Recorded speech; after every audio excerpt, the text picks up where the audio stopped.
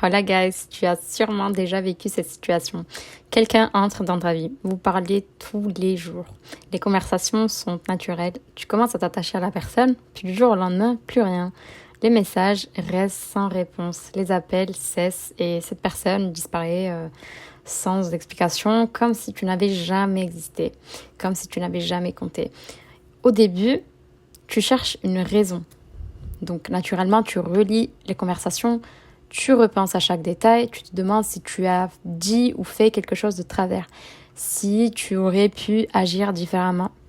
Puis le temps passe. Tu finis par accepter, par faire le deuil, ou du moins tu apprends à vivre avec cette absence. Et c'est précisément à ce moment-là que tu reçois une notification. Un simple message, salut, hey, ça va? Comme si rien ne s'était passé. Pourquoi? Pourquoi certaines personnes disparaissent-elles sans un mot pour revenir des mois, parfois voire des années plus tard? Est-ce que ces personnes regrettent réellement ce qu'elles vous ont fait? Ou est-ce qu'elles se sentent seules? Ou est-ce qu'elles cherchent une seconde chance? En psychologie, ce phénomène est beaucoup plus complexe qu'il n'y paraît. Et la philosophie nous apprend une chose encore plus dérangeante. Ce qui nous bouleverse le plus n'est souvent pas le retour de cette personne, mais l'histoire que notre esprit construit autour de ce retour. Pour comprendre pourquoi certaines personnes reviennent après nous avoir ghostés, il faut d'abord comprendre pourquoi elles sont parties. Et pour répondre à cette question, il existe un animé qui l'illustre d'une manière presque tragique. Cowboy Bebop. À travers la relation entre Spike et Julia, cette œuvre montre que certaines personnes ne disparaissent pas toujours parce qu'elles ont cessé d'aimer. Parfois, elles disparaissent parce qu'elles sont incapables d'affronter ce qu'elles ressentent. Et c'est peut-être ce qui rend leur retour si difficile à comprendre. À première vue, on pourrait croire que Julia a simplement abandonné Spike. Elle disparaît, elle coupe tout contact et ne lui donne presque aucune explication. Autrement dit, avec nos mots d'aujourd'hui, on pourrait dire qu'elle l'a ghosté. Mais est-ce vraiment ce qui s'est passé? Je pense que cette question est beaucoup plus intéressante qu'elle n'en a l'air. Parce que nous avons souvent tendance à juger les actes sans essayer de comprendre les conflits intérieurs qui les ont précédés. Julia ne disparaît pas parce qu'elle cesse d'aimer Spike. Au contraire, tout laisse penser qu'elle l'aime encore profondément. Mais alors, pourquoi elle est partie? Parce qu'elle est prise dans ce que les philosophes appellent un dilemme tragique. Quel que soit son choix, quelqu'un souffrira. Si elle reste avec Spike, ils deviennent tous les deux des cibles et risquent de mourir. Si elle disparaît, Spike souffrira de son absence. Dans les deux cas, il n'existe pas de bonne décision.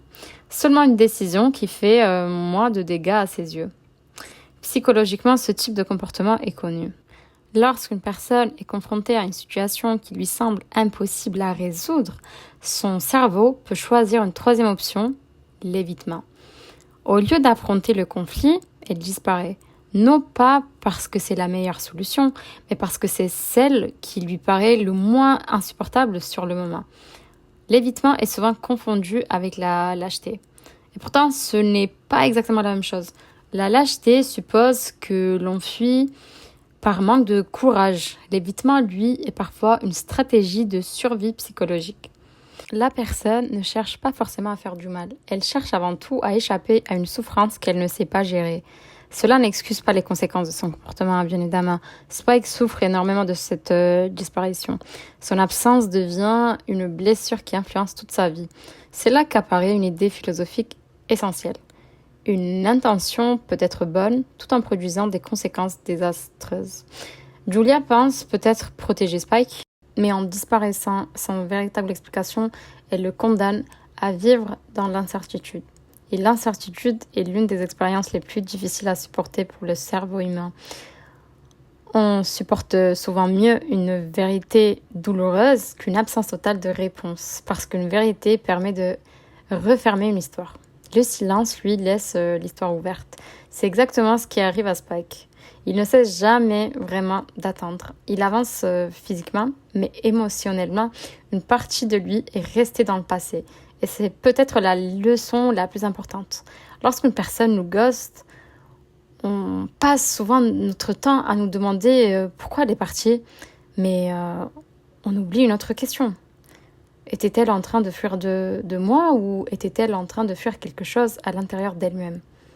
Très souvent, le ghosting parle moins de la valeur de la personne abandonnée que de la difficulté de l'autre à affronter certaines émotions, certains conflits ou certaines responsabilités. Mais cela, bien évidemment, ne justifie pas le ghosting. Mais cela rappelle une chose essentielle. Comprendre un comportement n'est pas la même chose que l'excuser. Mais pourquoi ces personnes reviennent? La réponse la plus facile serait de dire qu'elles reviennent parce qu'elles regrettent. Mais la psychologie montre que la réalité est beaucoup plus complexe. Les êtres humains sont rarement guidés par une seule émotion. Nous sommes souvent remplis de contradictions. On peut quitter quelqu'un tout en continuant à penser à lui. On peut aimer quelqu'un et pourtant être incapable de construire une relation avec cette personne. On peut être convaincu d'avoir pris la bonne décision, puis commencer à en douter des mois, des années plus tard. C'est parce que notre cerveau ne vit pas seulement dans le présent, il réévalue constamment le passé. Avec le temps, notre mémoire ne conserve pas les événements tels qu'ils se sont réellement produits. Elle les reconstruit, elle oublie progressivement les disputes, les tensions et les raisons qui nous ont poussés à partir. En revanche, elle garde beaucoup plus facilement les émotions positives. C'est ce qu'on appelle parfois le biais de nostalgie. Le passé ne devient pas plus beau parce qu'il était réellement, il devient plus beau parce que notre mémoire le simplifie. Autrement dit, certaines personnes ne reviennent pas parce que la relation était exceptionnelle. Elles reviennent parce que leur souvenir de cette relation est devenu plus agréable que la réalité qu'elles vivent aujourd'hui. Mais la nostalgie n'explique pas tout. Il existe une autre raison plus profonde. L'être humain déteste perdre définitivement l'accès à ce qui lui était familier. En psychologie, on sait que notre cerveau préfère souvent une situation connue, même imparfaite, à une situation totalement inconnue. Une ancienne relation représente quelque chose de prévisible. On connaît déjà l'autre, on connaît sa manière de parler, sa manière de réfléchir, ses réactions, ses habitudes, etc.